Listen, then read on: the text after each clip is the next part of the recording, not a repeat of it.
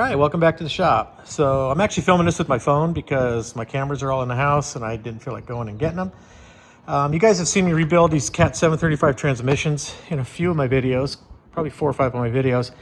This one here actually came off a machine that years ago I used to own part of it until about 10 years ago when I split from that company, and then they sold it, and the guy that bought it is a buddy of mine. And he called me a couple weeks ago and said, hey, this thing's leaking real bad. I'm going to ship it to my yard. Can you guys take it out and fix it?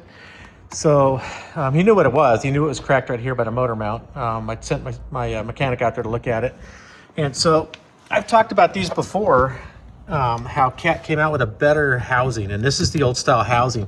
See where everything comes straight to the main housing? The newer ones, they flare out, and it actually has a recess for this bolt that holds that plate, that retainer plate inside, or the separator plate. This one here had been repaired. It had this patch welded on, and so it must have been cracked at one point, and then it just didn't hold.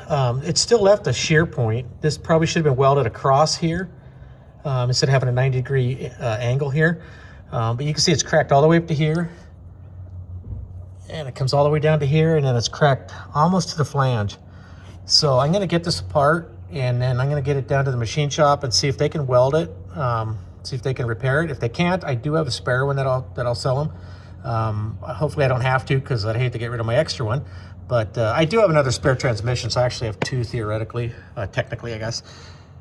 But something like that you hate to get rid of. But the one I have is the updated one. It's been totally beefed up by from factory. So anyways, I'm going to get this thing apart, and then I'll film the inside a little bit and let you guys see how it looks inside and show you guys how that separator plate is in there. Basically, there's a plate in here that there's 4 of these bolts that hold that plate, and they keep all the oil in the transmission side. And then the torque converter itself is spinning in dry air. There's no oil on that side or in the bell housing of the engine. It keeps it dry. But when this cracks, it cracks right on that surface for the separator plate. And that can be an issue when you go to weld these back together.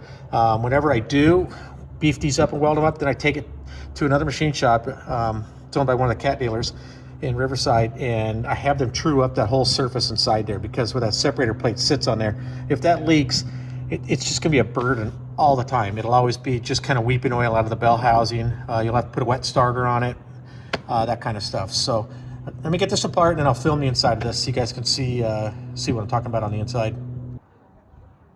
Okay, so it's about an hour later. I've got the pump drive housing off. So it's a torque converter housing and a pump drive housing. There's a torque converter. There's clutch packs 2 through 6. And on the ground is clutch pack 1, that went on the manifold there. But anyways, this is a pump drive housing. These are the bolts that I was talking about that hold that retain that plate. They go into these holes. There's 4 of them. And you can see they go in and they have that taper, so it pushes the plate into place and holds it. And this is the plate. I still have to knock it out. It's got a lip seal on here that goes on the torque converter, and that's what keeps all the oil on that side of it. And then there's an O-ring on the outside edge of it. So you can see the crack. Here's the crack on the inside. You see how it goes past the plate. So I'm surprised it wasn't full of oil. Maybe it was. You know, I didn't pull it off the machine, so I don't know if oil came out, but it doesn't look super wet in here, but I'm sure it was leaking internally here. So it's coming across the O-ring right there, and it's shooting all the way across here. And then get a better shot here on the outside. You can see the crack goes all the way to here, and it goes across, and it goes to the steel plate, and then goes up. See, it's on the camera. Sorry about this. I'm not used to using my phone for a camera. Then it comes up here and goes all the way up, well, all the way up to here. So hopefully it's repairable. If not, we'll just replace the housing. This is a steel plate on here, and one problem with putting steel on cast iron, this is cast iron, not cast steel, and that's the problem with it. It's really hard to weld. It's easy to braze. A good welder can braze it without messing it up. But if you get this stuff too hot, it sinters, and it could just turn to powder, or it'll just weaken it, and then it'll just continue to break and crack later. But you put a steel plate on there, that's just regular steel. When it warms up and cools off, it changes at a different rate than this. So they're always fighting each other. They're never going to be equal. So this really should just been brazed and then beefed up with brass. We usually bring it all the way up to about here at an angle, and then we do it on the top as well. And and on the sides, and that roots the whole thing in stronger rather than right now. I mean, all the stress just got translated right down here. And, you know, just the regular machine running, just on a regular day on a not greatest haul road in the world. You know, this thing was a rental machine. Now it's owned by a contractor, but back when it was a rental machine, I'm sure it got on some really bad haul roads. And even with a contractor, I mean, you still can't keep everything perfect. But so this here holds up.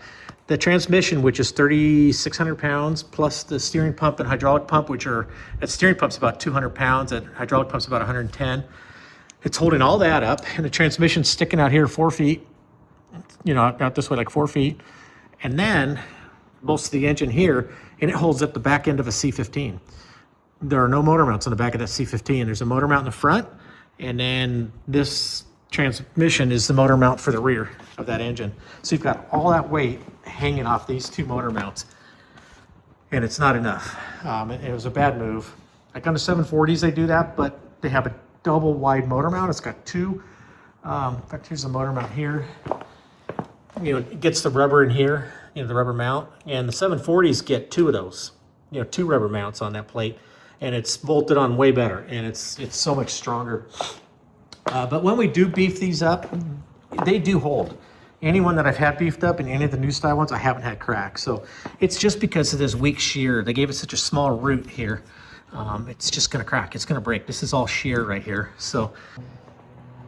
All right, I already did the outro, but I decided to film this part, and I'll add it just before that. Just it might seem a little out of sequence here. That's the separator plate. Here's the lip seal, and here's the O-ring. And here's inside without the plate in there. So here's the pump, and then there's, you know, the tubes for the pump. This drives off of the torque converter. Right over there, there's a gear on the torque converter, and when the torque converter is being turned by the engine, it's turning this gear, which is turning this gear and this gear, which run 4 pumps. You got the steering pump, the hydraulic pump, the transfer case pump, and the main radiator fan pump. And then, so anyways, here you can see the crack inside there.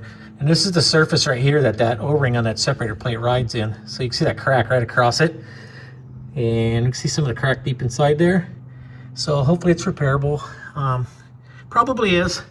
Like I said, if it's not, I've got another one, so we'll just swap it out. So anyways, thank you guys for watching. It's going to be just a short video, but kind of a cool one. If you guys have watched me for a while and you've heard me talk about these 735 transmissions, and you've seen me talk about that motor mount, this is a perfect case study of it right there. So anyways, thank you guys for watching. Hit the like button, subscribe, and share with a friend. Thank you.